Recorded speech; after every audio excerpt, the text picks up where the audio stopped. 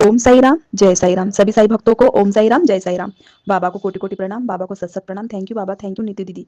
ये लीला बहुत ही प्यारी और खुशियां वाली है। बाबा की लीला तो बहुत ही अनंत है और बहुत ही प्यारी है। ये लीला नवंबर महीने की है। मैंने बाबा से और नीतू दीदी से अर्जी लगाने के लिए कही थी। मेरा बर्थडे नवंबर 12 तारीख को था। उस दिन मैंने बाबा को बोला था कि बाबा मुझे अपने जन्मदिन पे आप चाहिए और आपका आशीर्वाद।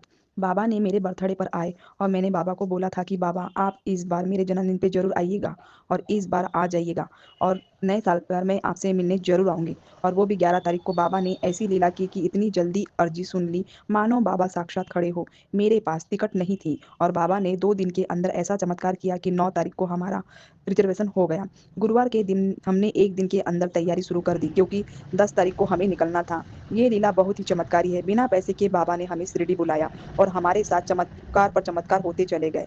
और मेरे मन में जो चल रहा था बाबा ने सब इच्छा शिरडी में पूरी कर दी।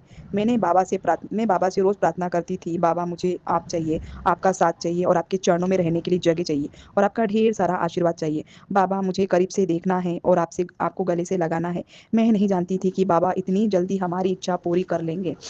हम लोग हम लोग 10 तारीख को घर से निकल गए और हमने सारा सामान ला लिया। हम घर से निकल आधे रास्ते में जाने के बाद हमें याद आया कि हमारे पैसे तो हम लोग घर में ही भूल गए, क्योंकि पैसे तो मेरे अलमारी के अंदर मेरे साड़ी के अंदर रखे थे।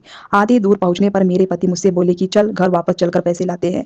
मैंने कहा नहीं, एक बार घर से निकलने के बाद वापस लौटना नहीं चाहिए, क्योंकि मैं समझ गई थी कि ये सब बाबा की ही लीला चल रही है। हम लोग शुक्रवार को शिरडी पहुंच गए। शिरडी पहुंचने पर मेरे पति उदास हो गए, क्योंकि बच्चे थे और रूम भी करना था, पर उस समय तो पैसे के बारे में ही सोच रहे थे। मैंने बोला बाबा अगर आपने हमें बुलाया है तो अब आप ही देखेंगे। मैंने बाबा को बोला बाबा आप हमें द्वारका माई के पास रूम दिला दीजिए। तो बाबा ने उसका इंतजाम कर दिया और हम लोग जाकर आराम करने लगे। फिर सुबह हुई, मैंने बाबा को 3 बजे उठकर बोला बाबा मुझे आप गले से लगाना है, स्पर्श करना है, बहुत करीब से देखना है। और हम लोग दर्शन करने 4 बजे निकल गए। बाबा की आरती की, बाबा के दर्शन किए और बाबा से मैंने बोला बाबा मुझे पंढरपुर की आरती करनी है। बाबा ने वो भी आरती मुझे अकेले गुरुस्थान पर वो आरती कराई। उस दिन 11 तारीख थी, तो मैंने बाबा के गुरुस्थान की 11 बार परिक्रमा की। तो बाबा ने मुझे मेरे आंखों के सामने नीम का पत्ता मुझे दिया और हम लोग वही बाबा का आशीर्वाद लेकर फिर अपने रूम पर आ गए। कुछ देर के बाद 12 बजे की आरती होने ही वाली थी। फिर हम लोग द्वारका माई के पास अपने बच्चों के साथ द्वारका माई के पास गए।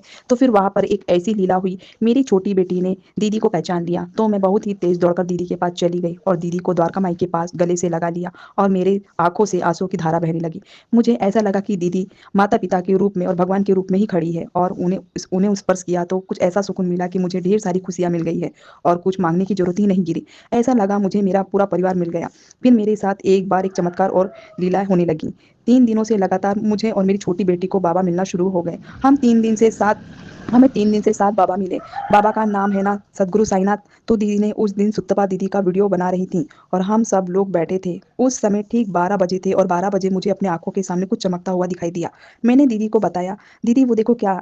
तो मैं उठी और वही सामने से बाबा को उठा कर ले आई और बाबा भी पूरी तरह से सर धज कर बैठे थे। उनके मुंह पर चंदन लगा हुआ था और पैरों में माहौर लगा हुआ था और पूरी तैयारी के साथ बैठे थे, मानो मेरा इंतजार कर रहे हैं। मैंने बाबा को अपने गोद में बैठा लिया और फिर हम लोग अपने रूम में चले गए। और दूसरे ही दिन बार बार मेरे मन में एक विचार आ रहा था कि बाबा आप एक बार मुझे मिल जाए तो ये मैं बाबा अपनी प्यारी नीतू दीदी को दे दूंगी। उसी समय बाबा ने मेरी अर्जी सुन ली और बाबा आशीर्वाद स्वरूप मेरी छोटी बेटी को मिल गए। हनुमान मंदिर के पेड़ के नीचे विश्राम कर रहे थे। मेरी छोटी बेटी बाबा को दिखे और उसने तुरंत बाबा को वहां से उठा लिया और बाबा भी दीदी का इंतजार कर रहे थे, इसलिए मैंने और मेरी छोटी बेटी ने बाबा को दीदी के पास दे दिया। दीदी के पास जाते ही बाबा के चेहरे पर रौनक आ गई और गुलाब की तरह फूल भी पूरी तरह से खिल गया। दीदी के गोद में आते ही बाबा मुस्कुराने लगे। फिर उसके दूसरे ही दिन बाबा फिर हमें मिलना चालू हुआ। ये बाबा भी मेरी छोटी बेटी को मिले, बहुत ही सुंदर थे, तो वो बाबा हमने ला लिए और कुल 7 बाबा मिले। बाबा ने हमें पहले दिन गुलदस्ते दिए और पहले 2 बाबा मिले, फिर 2 गुलदस्ते, फिर 2 हार मिले, 9 नीम के पत्ते मिले। ये सब होने के बाद हमारे पास एक भी पैसे नहीं थे। दीदी भगवान बनकर हमारे जीवन में आए और हमें एक माँ की तरह खाना खरीद कर दिया। कितना प्यार था इस खाने में, हमने पेट भर का खाना खाया। और जिस दिन हम लोग आने ही वाले थे उस दिन मुझे बहुत इच्छा हुई कि मैं भी बाबा के लिए कुछ कपड़े ले लूं, पर मेरे पास तो पैसे नहीं थे। तो मैंने बाबा से द्वारका माई में बैठकर बाबा के सामने अर्जी लगाई कि बाबा आप सब कुछ जानते हैं, मैं पैसे भूल गई हूँ और बाबा मुझे 1000 रुपए की बहुत जरूरत है।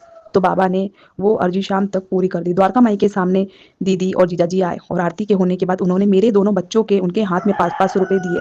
मेरे आंखों में से तो पानी आ गया, मानो स्वयं भगवान हमारे सामने खड़े हैं। मैं बहुत खुश भी हुई, आंखों से आंसू भी बह रहे थे।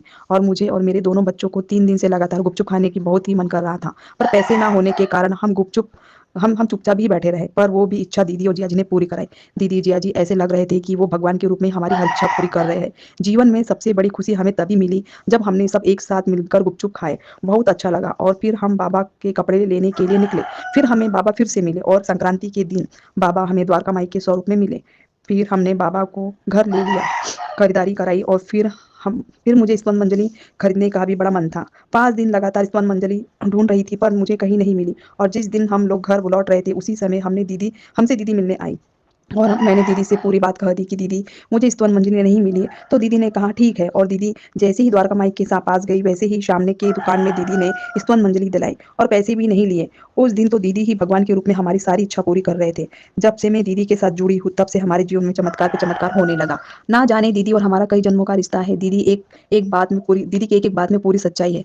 बाबा ने एक के बाद एक मेरी इच्छा पूरी की। मैं सभी से यही कहना चाहती हूँ कि आप दीदी की हर बात मानें। दीदी अगर बोलती है कि श्रद्धा सबूरी रखो तो श्रद्धा सबूरी रखो। बाबा सबकी सुनते हैं और सबकी इच्छा पूरी करते हैं। इसी तरह बाबा आप सभी की इच्छा सुनेंगे और सभी की इच्छा पूरी करेंगे। नीतू दीदी थैंक यू बाबा। इसी के साथ ओम साई राम, जय साई राम।